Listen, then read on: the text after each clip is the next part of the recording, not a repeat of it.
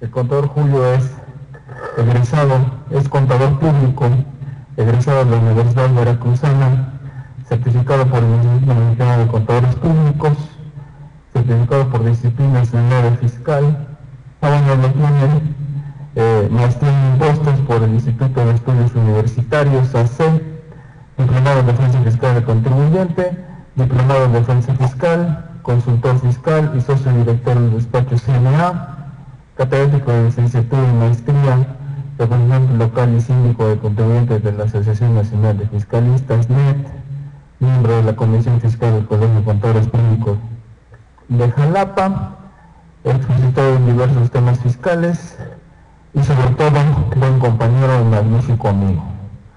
Damos la bienvenida al contador Julio, nos va a exponer brevemente en su tema estrella, como virtualmente en una revisión de comprobantes fiscales. Muchas gracias, mi querido Julio. Adelante.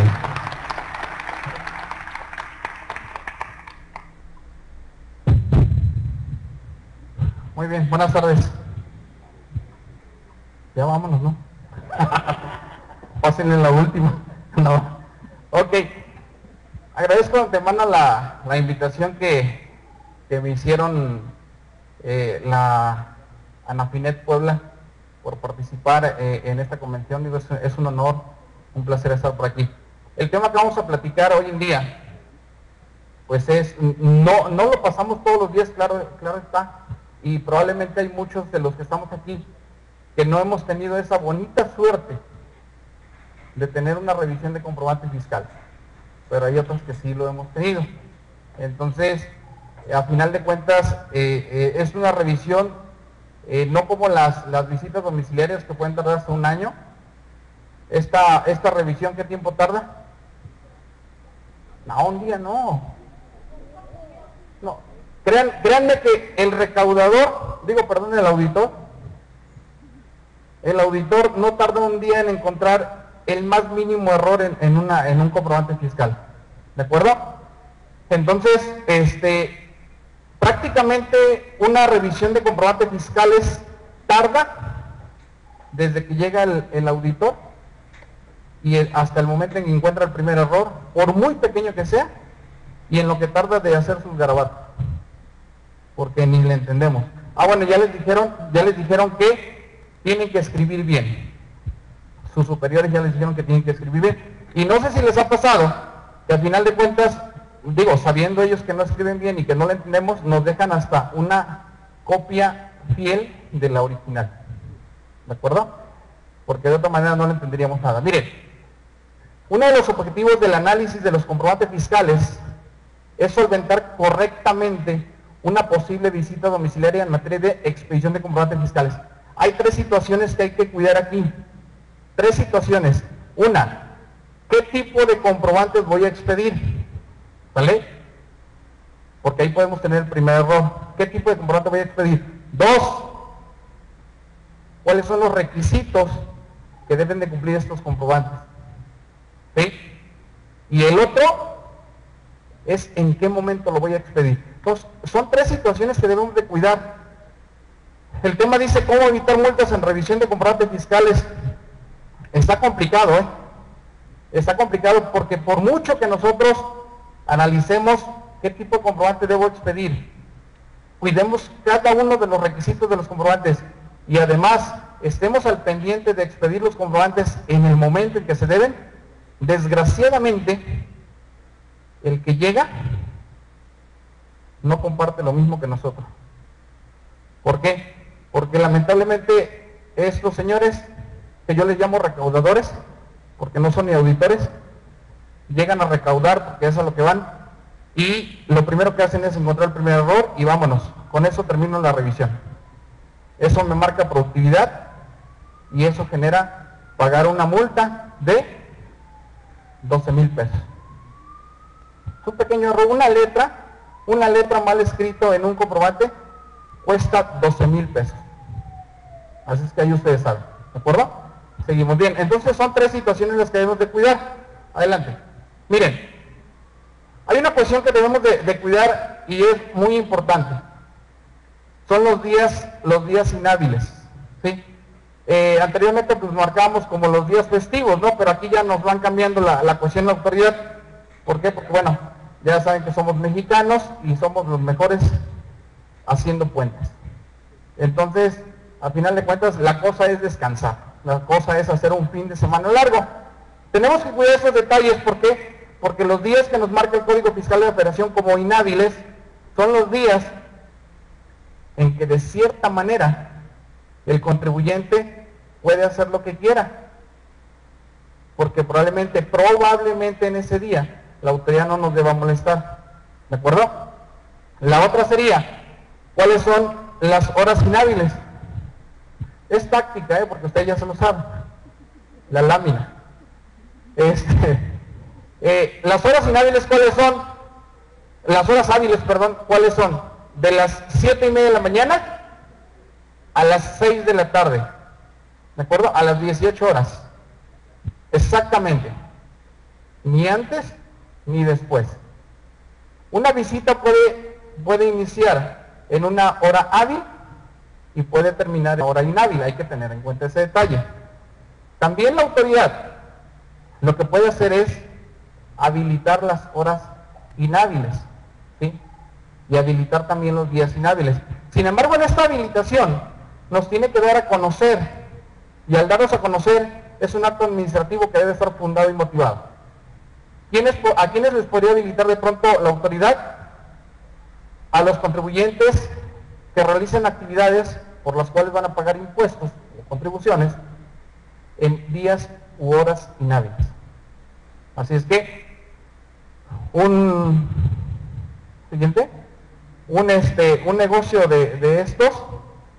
negocio de estos que dicen, me han comentado, que pues trabajan los fines de semana y ya a altas horas de la noche. Entonces prácticamente trabajan en horas inhábiles y en días inhábiles. En este caso, bueno, si no, de otra manera, estos negocios jamás podrían ser revisados. Por eso es que se habilitan. Aquí la cuestión es que hay que cuidar la habilitación que la autoridad nos haga, porque nos lo tiene que dar a conocer. Miren, es sencillo, repito, nos preparamos para atender una revisión de esta magnitud. ¿Y qué tenemos que hacer? Cuidar los detalles. A final del día, muy probablemente, vamos a tener que echar mano del abogado. ¿Sí? Porque esta situación probablemente va a llegar hasta el juicio de lo contencioso. Y creo, salvo la mejor opinión de todos ustedes, creo que desde la visita debemos de echarle la mano al abogado. ¿Con qué? Con situaciones que pueda hacer valer en una defensa. Y a veces, ojo, no es tanto que si ya soy muy bueno sabiendo los requisitos, los tipos de comprobantes, sabiendo la ley, conociéndola, de pronto va a llegar el auditor y le voy a decir, oye, eso no lo puedes hacer. Sí, no hagas esto porque, mira, estás llegando en hora inhábil, no puedes hacer esto, no puedes hacer lo otro, porque entonces no nos estamos ayudando. Le estamos previniendo al auditor y muy probablemente lo que va a hacer es llegar al otro día, ¿sí? O llegar con mejores elementos. Entonces, de cierta manera, de manera estratégica, lo que tenemos que hacer es ir cuidando eso para dejar elementos de defensa para cuando si hace falta, el abogado los haga valer o en el recurso de revocación en su defecto. ¿De acuerdo? Muy bien. La facultad de la autoridad está en el artículo 42, en la fracción quinta. Ahí está la facultad de la autoridad de hacer revisiones y de manera específica en el artículo 49. En el artículo 49, ahí encontramos la facultad específica de la autoridad para llevar a cabo este tipo de revisiones. Así de manera rápida, este tipo de revisiones se hace a contribuyentes que lleven a cabo actividades con el público en general. ¿De acuerdo? Entonces, este tipo de revisiones, única y exclusivamente, son para contribuyentes que tengan operaciones con el público en general. Si no lo tenga, no sería sujeto a este tipo de revisión. Los auditores llegan con una hoja que no es precisamente para nosotros, es para ellos mismos, donde vienen algunas preguntas que ellos deben de ir palomeando a efectos de determinar que están frente a un negocio que tiene operaciones abiertas al público en general. ¿Sí? Entonces eso hay que irlo checando. Porque si yo probablemente soy un contribuyente que no tengo operaciones con el público en general, no soy sujeto de este tipo de revisión. ¿De acuerdo? Desde ahí empezamos. Siguiente. Bueno, aquí viene lo complicado, fíjense. Aquí viene lo complicado. La cuestión es, ¿con quién se entiende la visita? Llega el auditor, la orden se le va a entregar al visitado, o sea, al contribuyente, a su representante legal. ¿Sí? A quien esté a cargo de la negociación. Y si no, al que esté al frente, a quien sea, a quien se encuentre. Y aquí la problemática es, no sé si como contadores todo el día estamos con la empresa. No sé si el contribuyente está todo el día metido en la empresa o en el negocio, el representante. El encargado que es el que probablemente tendría la noción y el conocimiento de cómo se hacen las cosas. Y muy constantemente, quien está en el día a día, pues son las personas encargadas de mostrador. Y si hablamos de negocios más pequeños, probablemente es una persona. ¿Qué pasa cuando de pronto esa persona se le antoja un café que está en la esquina y pasa el primo, el compadre o la comadre y le dice, no seas malito, cuídame el changarro tantito? Se sale, se va a comprar su café, tarda 1 hora porque en lo que hacen el café. Y cuando llega, ¿qué creen? Pues ya llegó una revisión de comprobantes, llegó el auditor pidiendo información, documentación, y sencillamente, ¿creen ustedes que la persona que está al frente, o que estaba al frente en ese momento, tenía el conocimiento de qué se hace o qué se debe entregar? Sencillamente no. Y ya eso valió. El café valió 12,000 pesos. ¿De acuerdo? Esa es la situación que está pasando todos los días. Ojo, ¿cómo se lleva a cabo la revisión? La cuestión de los testigos, pues es una situación que debemos de echar mano. La autoridad inicialmente te dice que debes de señalar dos testigos. Si tú no los señalas o los que señalas no quieren ser testigos, pues entonces la autoridad tiene la facultad para nombrarlos. Pero ojo, dice, haciendo constar esta situación en el acta que levanten. Les recomiendo, porque al final de cuentas no va a quedar claro quién señaló los testigos. Recomendación, dejen que nada más sea un testigo. ¿Sí? Si nada más es un testigo, la autoridad no va a señalar por qué hubo un testigo nada más. Solamente señala el nombre de uno y así se lleva el acta. A pesar de que haya 20,000 gentes ahí, digan que nadie quiere ser testigo y nada más se nombra uno. Con eso podríamos estar frente a una revisión que pudiéramos echar abajo. ¿Por qué? Porque no tenemos la presencia de 2 testigos, que es lo que nos da seguridad. ¿Sí? Y si yo no los pude nombrar, no quisieron, la autoridad los nombra, y si no quisieron tampoco, se tiene que señalar todo eso en el acta. Por eso es un acta circunstanciada de hechos, y eso la autoridad no lo va a hacer. Ahí está la primera, ¿de acuerdo? Ahí está el acta circunstanciada. Miren, la cuestión es que nos vamos a quedar como ese niño. Una vez que termina la revisión, que no les digo mucho, sería cuestión de 1 hora, cuando mucho. En 1 hora más ya están levantando el acta de cierre, y con eso dice la ley, bueno, si las autoridades conocieron de algún incumplimiento, el que sea o no incumplimiento. La cuestión es, híjole, yo lo comentaba con algunos amigos hace ratito, y a pesar de que tú digas esto no es cierto, no es así, te le enseñas la ley y sencillamente te dicen, defiéndete. Oye, pero es que mira que es, defiéndete. Y eso de defenderte pues implica mucho desgaste económico y moral, porque también viene abajo la moral tanto de los contribuyentes como del asesor, porque desgraciadamente son situaciones que están pasando. Ahorita vamos a ver, ahorita con la cuestión de los comprobantes fiscales, no se ha hecho una pachanga, pero buena. ¿Sí? que cuando inician los nuevos requisitos, que ya no son nuevos, ya son viejos, y que sencillamente ya murieron, vivieron, murieron, ya se hizo un relajo. Y digo, ya nos lo comentaron hace rato.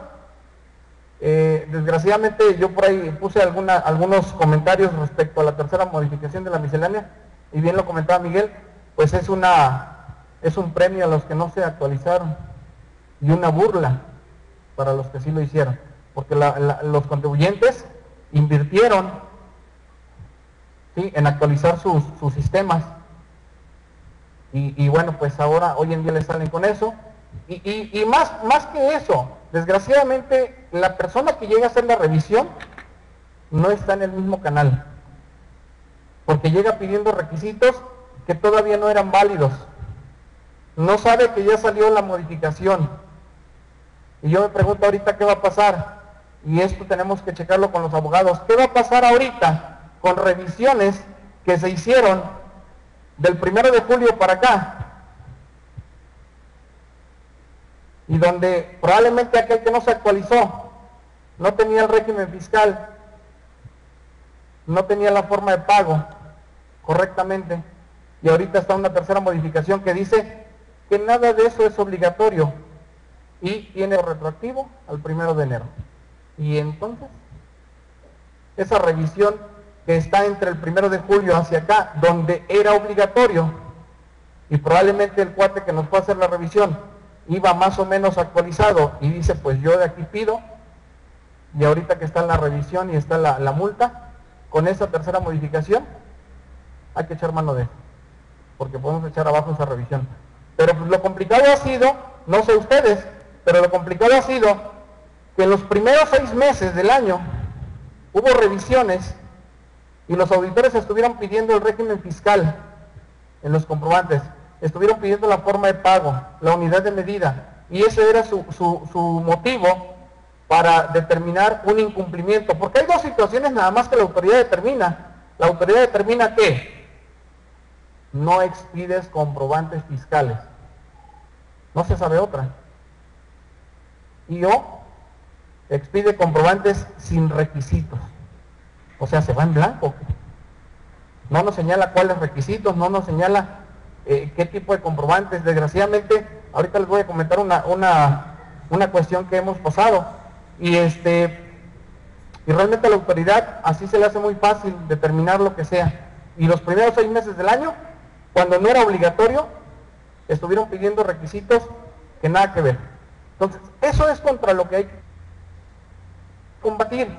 Repito, quien no haya tenido la fortuna de tener una revisión de comprobantes, se va a topar con que el auditor dice, defiéndete.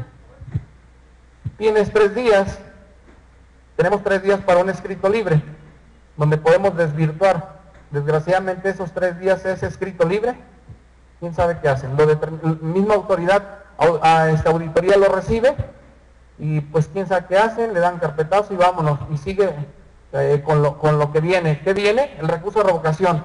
45 días hábiles después de que te notifican la sanción para que te puedas defender, y un recurso de revocación que lamentablemente le buscan hasta lo más insignificante para decir no procede o se confirma el acto, y pues vámonos al juicio de lo contencioso.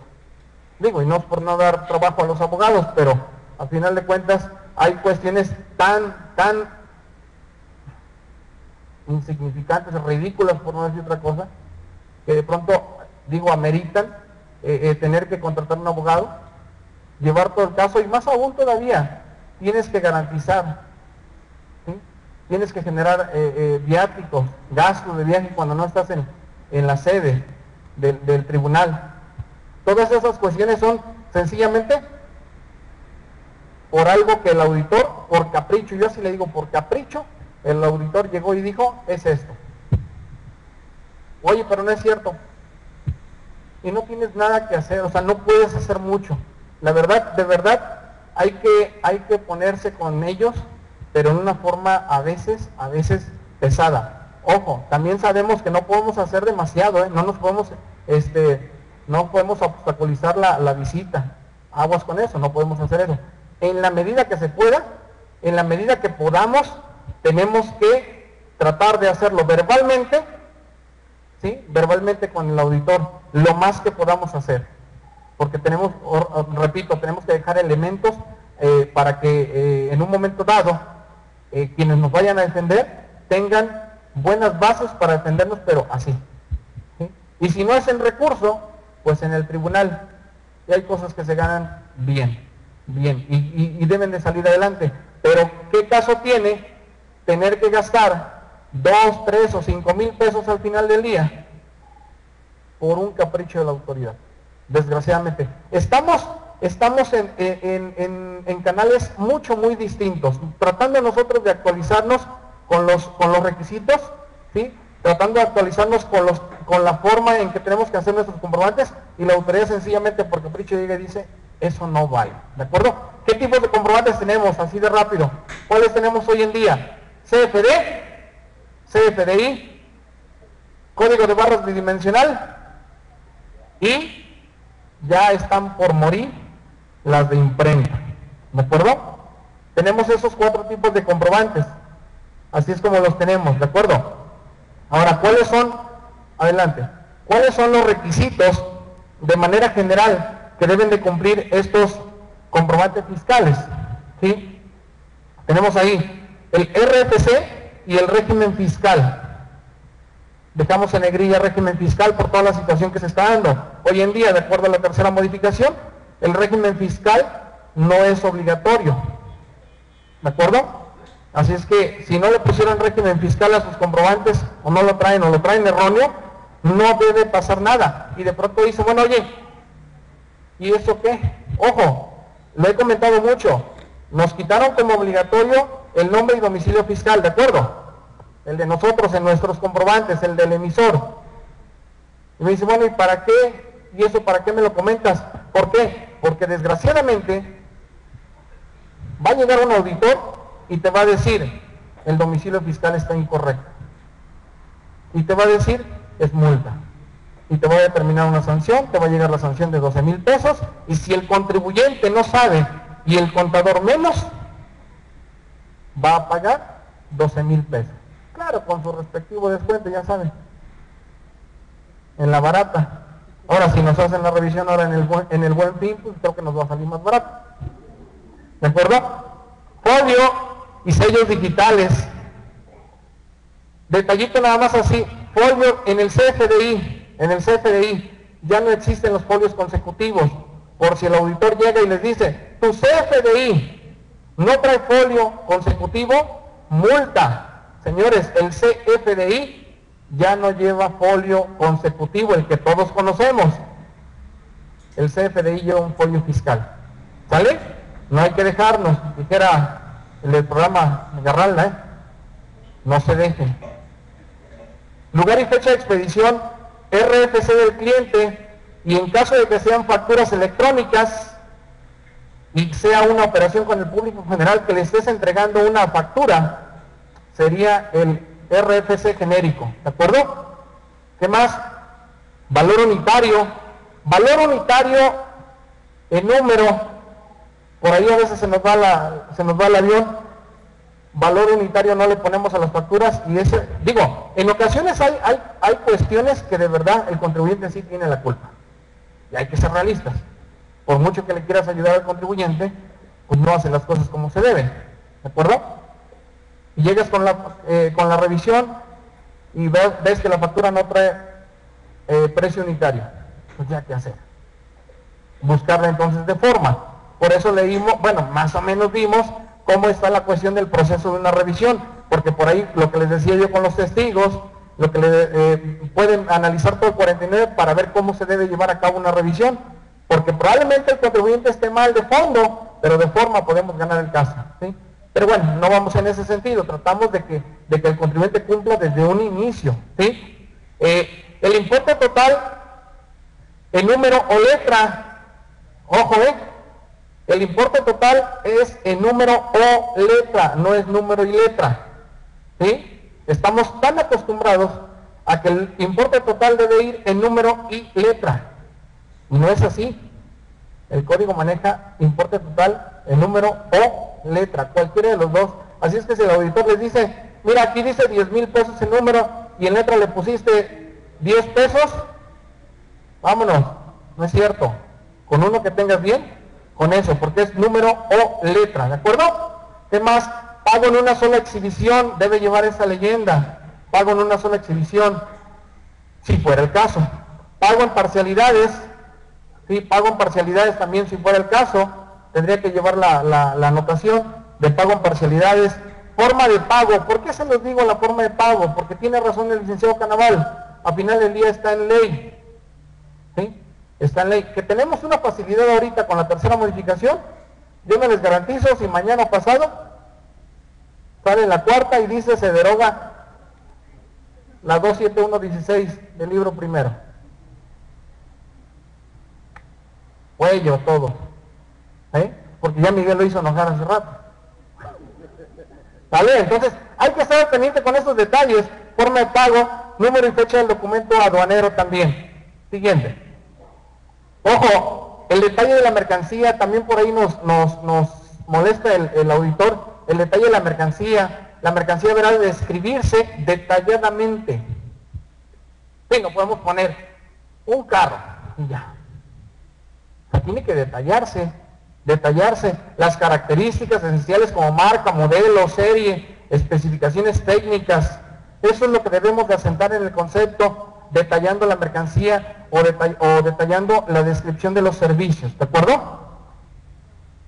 Cumplimos con este requisito cuando se anexe al comprobante la tira de auditoría, porque de pronto podemos ir a la papelería, ¿no? Y luego nos dicen, oye, ¿detallamos todo en la factura o le ponemos artículos de papelería o artículos de limpieza? Si me anexas el ticket donde va todo detallado, órale, podemos ponerle artículos de papelería o artículos de limpieza. Si no, tenemos que detallar todo, porque si no vamos a tener un buen dolor de cabeza ahí, ¿de acuerdo? Siguiente. Requisitos de forma general. En las nuevas modalidades, lo que es factura electrónica y el código de barras bidimensional. Cuiden esos detalles, Me han preguntado mucho de pronto, oye, me dieron la factura electrónica impresa, pero no trae algún requisito, el que ustedes quieran. Me dice, eso se vale.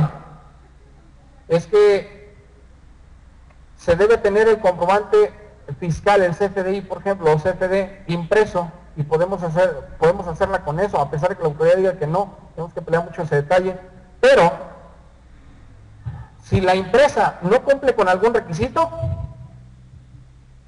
lo óptimo en ese caso, cuando de pronto la factura impresa en el cuerpo de la factura no trae algún requisito, lo mejor sería contar además con el XML. No hay de otra. Cuando me dicen, oye, es que no me entregaron el XML o no me lo van a entregar, bueno, no pasa nada, tienes la versión impresa, con eso la podemos hacer deducible.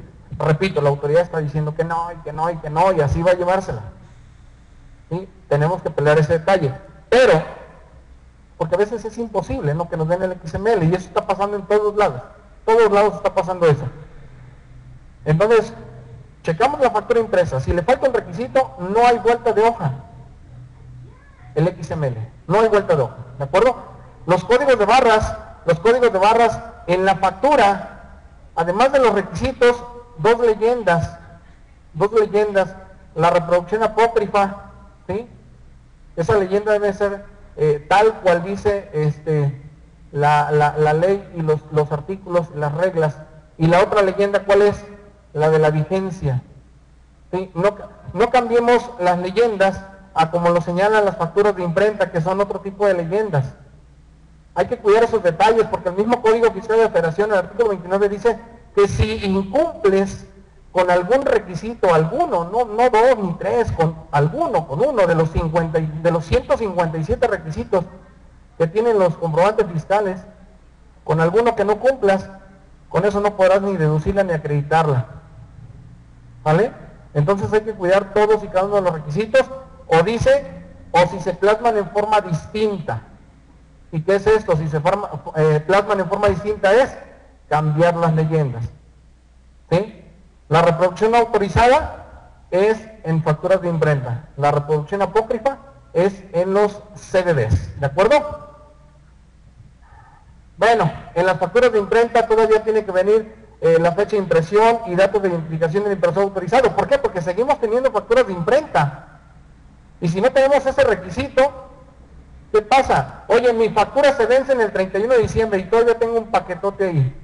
Y te lo vas a llevar hasta el 31 de diciembre, ¿de acuerdo? Chécame si tienes estos requisitos. Si no los tienes, digo, no pasa nada. Ve a la imprenta que te los reimpriman. Me dicen, ¿y se puede? Pues sí. O sea, una factura de imprenta te la pueden reimprimir, no le van a cambiar nada. Agrégale los requisitos que le faltan. ¿Vale? Bueno. En CDD, CFD y CFDI, estas cuestiones ya no son requisitos. ¿De acuerdo? Siguiente. En caso de emitir facturas con CDD, ahí están los datos que debe de llevar el cuerpo de la factura. El RFC, los folios autorizados, el número de aprobación, fecha y hora de la aprobación y la vigencia. Señores, así de carrerita, lean códigos de barras. Se van a topar con unas sorpresas, pero bien padres. CBBs en otras facturas, CBBs con números, el cuerpo de la factura que no coincide con los datos del CBB, todo eso se van a topar. Entonces, ojo, lean códigos de barras, léanlos, porque si no, tanto estás expidiendo comprobantes sin requisitos, esa parte no se preocupen todavía. ¿Por qué? Porque probablemente de aquí no sé cuántos hayan leído o estén leyendo códigos de barras. Les aseguro que la autoridad no lo está haciendo. Los que me han tocado no lo hacen. Hubo una revisión de comprobantes fiscales, no me tocó, me llamaron después. Y sencillamente el auditor dijo, esta revisión se hizo como por abril, mayo, y determinó el auditor que la factura no tenía el régimen fiscal. Estamos hablando de los primeros 6 meses. ¿Sí? Llegó y pidió el auditor, llegó y pidió una factura en blanco, el contribuyente dijo, no tengo porque tengo un sistema y no la puedo imprimir así en blanco, necesito llenarla. Ok, le piden la última y en base a la última le dicen, tu factura no tiene régimen fiscal. Redactan el acta, llega el contador en los 3 días siguientes, desvirtúa los hechos y dice, el régimen fiscal no es obligatorio todavía, estamos hablando de abril, no era obligatorio. La autoridad se llevó copia de la factura, ¿de acuerdo? Y la autoridad dice, contesta, y dice que de acuerdo, tienes razón, todavía no es obligatorio el régimen fiscal. Sin embargo, tu factura no cumple con los requisitos que señalan las reglas de miscelánea. La leyenda de que se trata de un CFD, el año de aprobación, el número de aprobación, entre otras cosas. ¿Y qué creen? La factura es una factura impresa con CDD.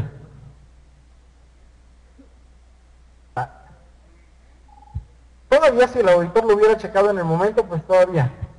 Pero detrás de un escritorio, con toda la calma del mundo, revisar la copia de la factura y determinar que le faltan los requisitos de CFD cuando tienen en sus manos un CDD. Cuando hablaron, checamos el CDD y la empresa tiene matriz y sucursal y sencillamente en la factura tenían el mismo CDD.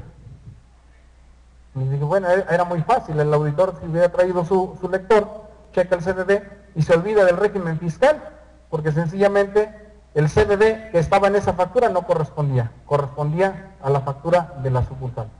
Pero bueno, les repito, en ese sentido todavía no se preocupen, porque los de auditoría andan un año atrás. No pasa nada. Siguiente. El número de aprobación de los folios, el número asignado por el SAT, la serie, las leyendas, ya les decía yo. Siguiente. ¿Sí? Entre otros requisitos, por el caso de las facturas de imprenta, en establecimiento autorizado, que esto ya pasa a la historia, la cédula de identificación fiscal, la leyenda que llevan las facturas de imprenta, la reproducción autorizada, el RFC y nombre del impresor. Repito, eso es por aquello de las facturas que tenemos todavía de imprenta. ¿sí? Y el número de aprobación de ¿cómo se llama? Del impresor, ¿de acuerdo? Siguiente. En el caso de comprobantes simplificados, porque tenemos otro tipo de comprobantes, tenemos los comprobantes simplificados, así de rápido. Tenemos dos tipos de comprobantes simplificados, ¿sí? Los que conocemos como notas de ventas y las tiras de auditoría. Los tickets de la máquina registradora, ¿de acuerdo? Tenemos esos dos tipos de comprobantes y además se agrega un tercero. ¿Por qué? Porque puedo utilizar mi factura como comprobante simplificado. Cuiden nada más el llenado, ¿de acuerdo? Siguiente. La factura global es otro detalle que hay que cuidar. La factura global. Las facturas globales hoy en día las hacen quienes expidan al público en general. Comprobantes simplificados y además CDD o CFD o CFDI. Esta regla ha tenido muchos cambios. Esta situación de las facturas globales ha tenido varios cambios del 2010 para acá. La última es esto. Quienes expidan comprobantes simplificados al público en general y además expidan a sus clientes CBB, CFD o CFDI, deberán hacer cuando menos una factura global mensual. ¿Sí? ¿Cómo la van a hacer? ¿Cómo la van a hacer? Siguiente. Debe llevar el RFC genérico. Y no distinguió. Es un detalle que esta regla, no sé qué pasó aquí, porque anteriormente, antes de esta regla, sí señalaba que solamente el CFD y el CFDI tenían que poner el RFC genérico. Hoy en día, generalizó. Y tal podría pensarse que también el CFD hay que ponerle el RFC genérico, cosa que no debería de ser. Pero la regla está mal redactada. No nos favorece, claro que no nos favorece. ¿Por qué? Porque en la práctica no le voy a poner el RFC genérico al CDB, ¿estamos de acuerdo? Pero tranquilamente el SAT podría decir y darnos dolor de cabeza con eso, porque va a decir, generalicé. Y lo hice sabiendo. Bueno, señalar los folios de los comprobantes simplificados y además tener en la factura global el IVA por separado. Le quitaron que ya ahora ya no deben de ir firmadas.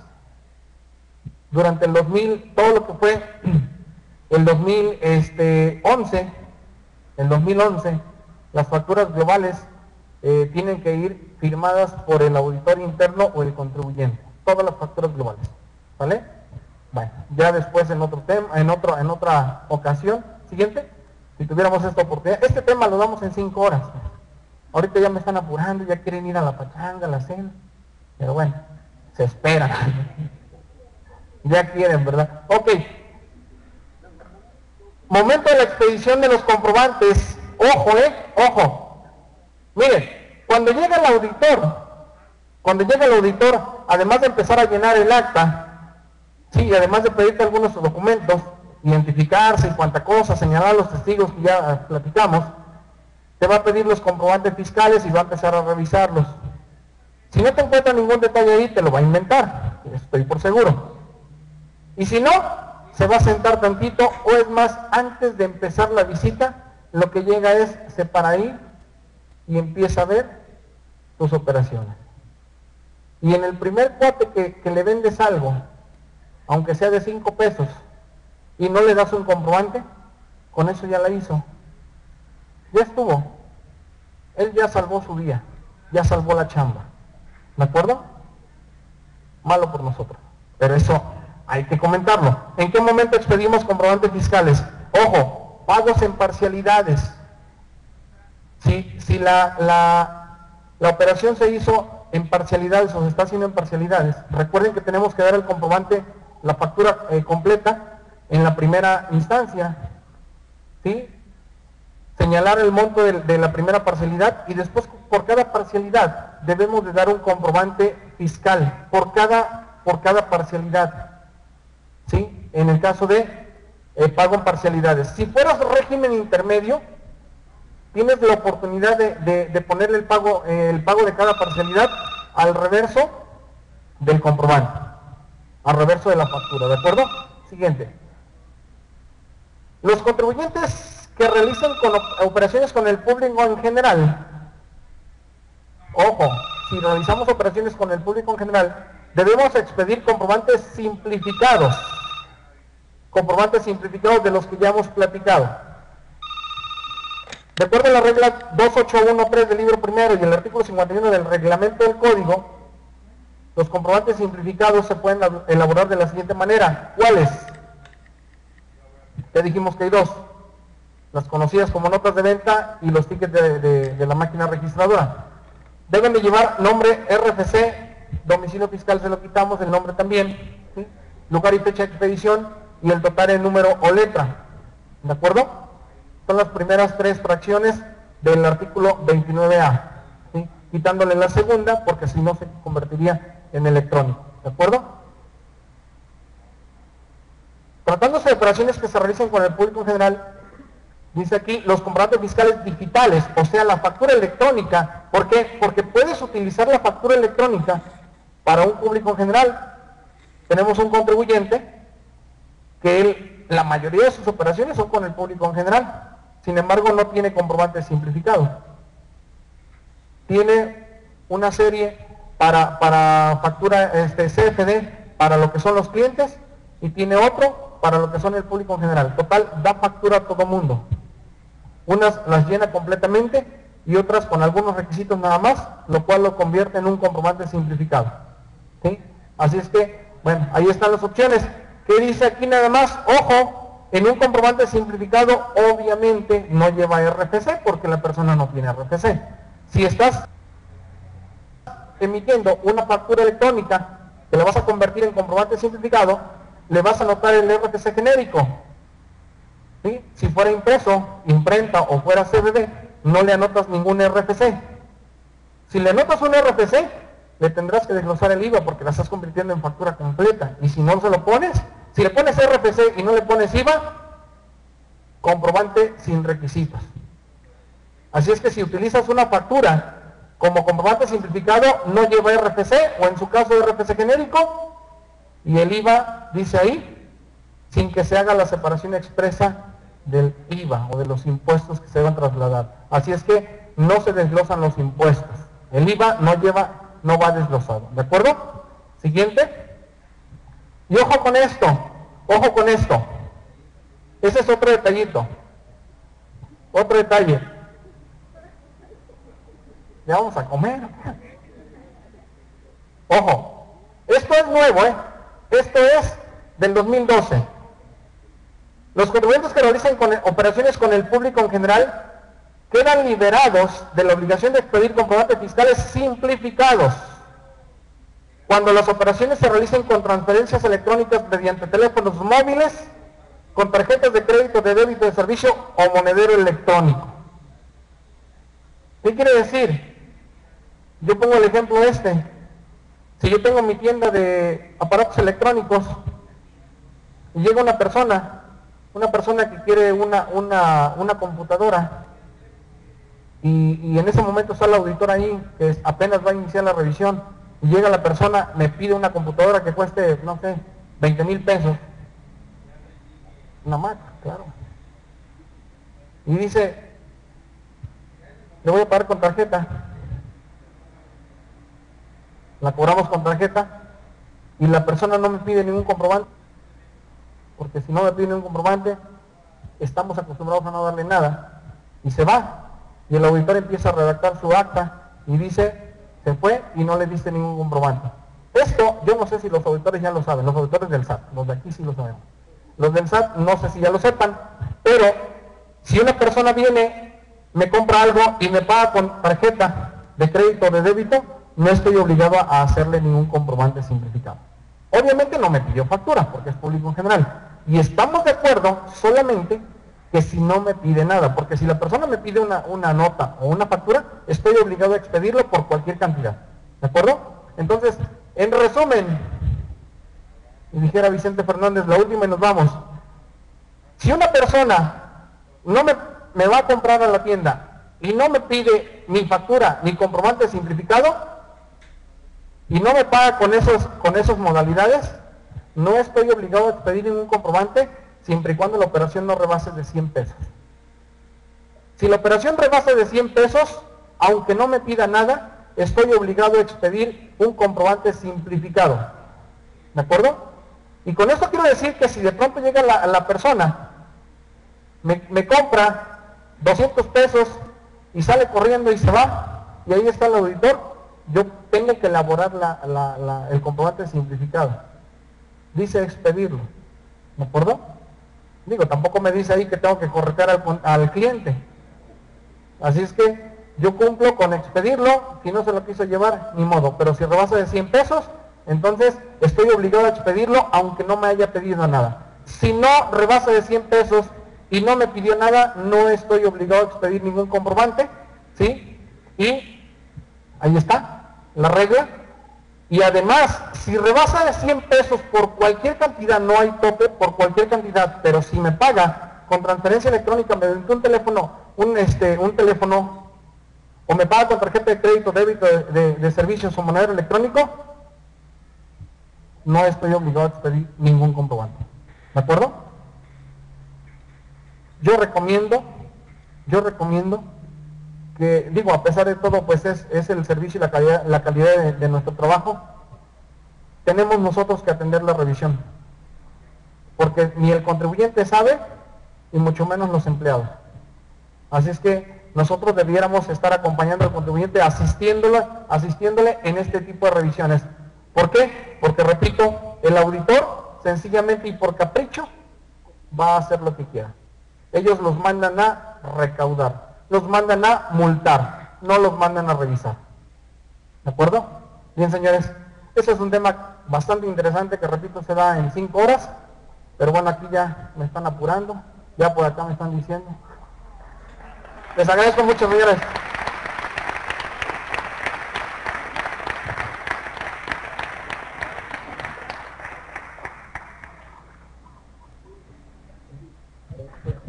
Escuchamos que dura 5 horas el tema, estamos dispuestos a quedarnos hasta las 11 si gustan, o más o menos, sí, ¿verdad? Bueno.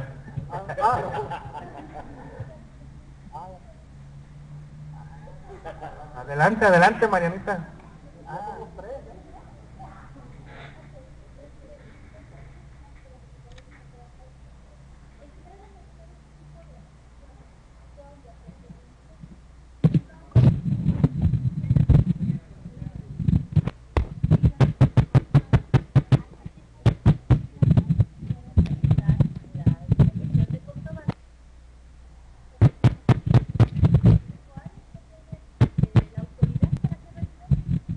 La cuestión aquí es, no se señala un tiempo desde cuándo pueden empezar hacia atrás los comprobantes fiscales. Se supone que ellos